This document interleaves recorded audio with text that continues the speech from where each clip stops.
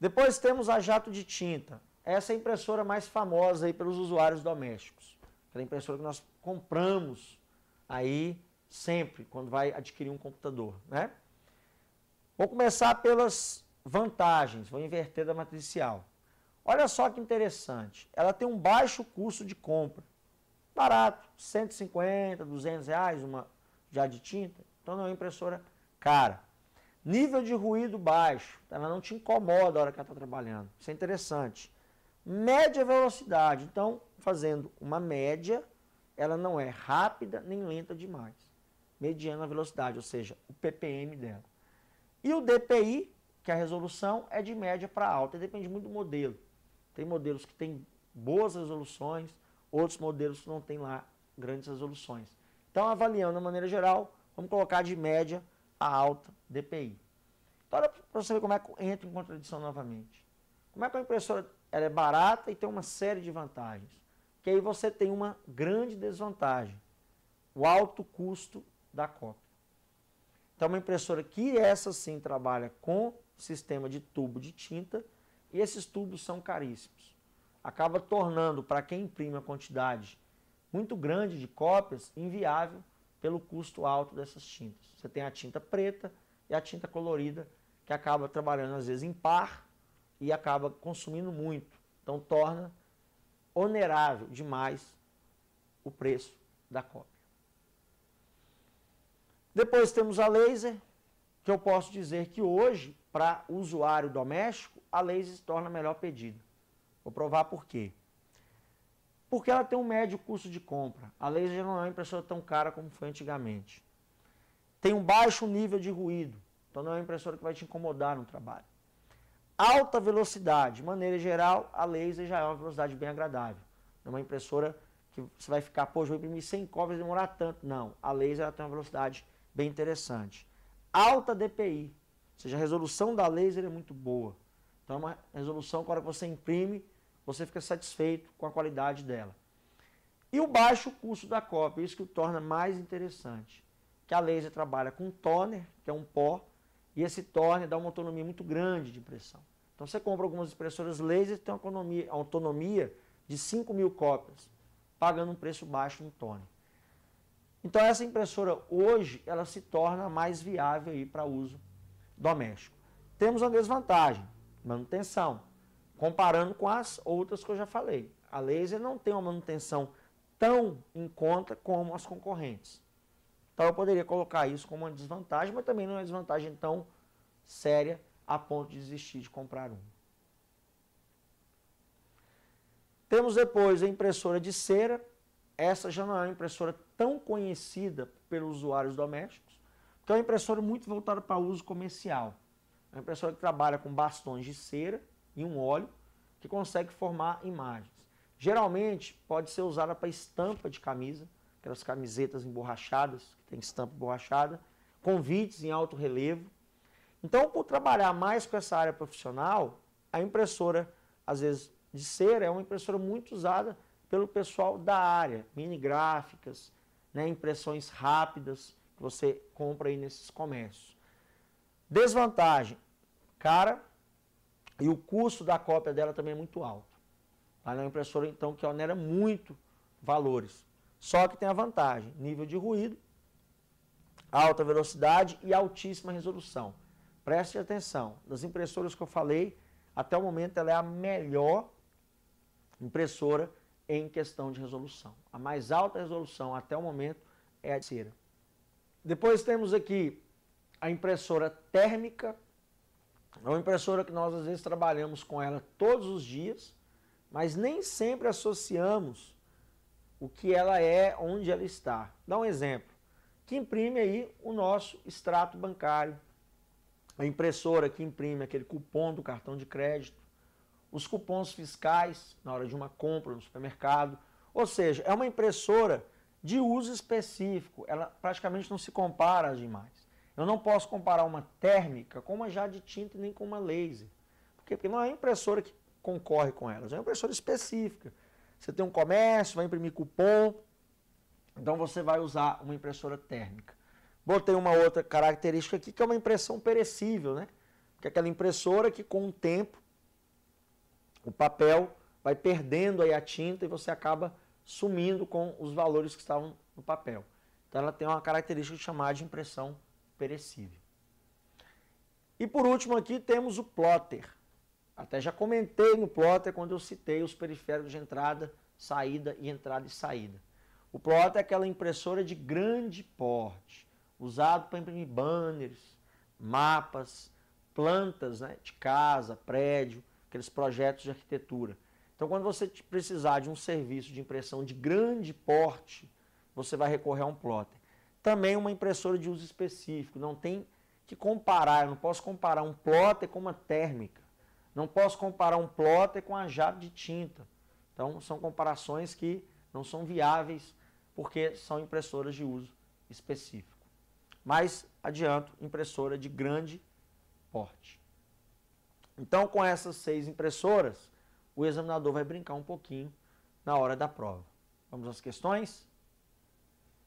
Fundação Carlos Chagas. Precisamos preparar uma capa com aspecto de capa de revista, o que exige uma impressora com a mais alta resolução gráfica possível. Seria recomendável, então, entre as impressoras abaixo, utilizar uma do tipo: letra A, matricial, letra B, laser, letra C, térmica, letra D, cera e letra E, jato de tinta. Então, o que ele quer? Ele não está falando que vai fazer revistas. Ele está falando que ele quer um trabalho com aspecto característico de uma capa de revista. Pode ser tanto em tamanho como em qualidade. Por isso que ele exigiu, inclusive, a mais alta resolução gráfica possível para isso. Então, bem, a matricial não pode entrar aí, porque a matricial não dá resolução. Lembra? Baixo DPI. Então, a matricial está fora. A laser, ela até dá uma boa resolução. Mas ele quer o quê? Ele quer a mais alta resolução gráfica possível. Então, a laser ela não está lá no topo. Poderia até ser um peguinho o candidato cair. A térmica, ela não dá aspecto de capa de revista. A térmica é cupom fiscal. Até isso aí você já exclui direto. Cera, olha aí que curioso. Para quem não estudou para esse concurso, seria o item menos provável a se marcar. Poxa, impressora de cera, nunca ouvi falar nessa impressora, esse cara viajou. E realmente, a impressora de cera que nós vimos até o momento, ela é a impressora de mais alta resolução gráfica possível. Porque ela é melhor do que a jato de tinta da letra E. A qualidade dela ainda é superior. Então, quando ele pediu aí a mais alta resolução gráfica, você vai ter a impressora de cera, letra D de dado. Olha só essa outra questão. Fundação Carlos Chagas. Precisamos preparar trabalhos com aspecto de revista, o que exige uma impressora com alta resolução gráfica e custo baixo para a geração das cópias. Seria recomendável, então, entre as impressoras abaixo, utilizar uma do tipo: mas, professor, nós acabamos de fazer essa questão. Não. É uma questão da mesma banca, mas ele está me cobrando outra coisa. Olha só o conectivo lógico que ele colocou aqui. Ele pediu uma resolução, uma impressora com alta resolução gráfica e custo baixo. Então, ele quer um casamento entre resolução e custo. Chegar a um ponto de equilíbrio nesses dois. Letra A, matricial. Letra B, laser. Letra C, térmica. Letra D, cera. E letra E, plotter. Bem, a matricial não pode ser, porque a matricial não dá custo, não dá resolução. Pode dar até custo, mas resolução, não. A laser, boa resolução.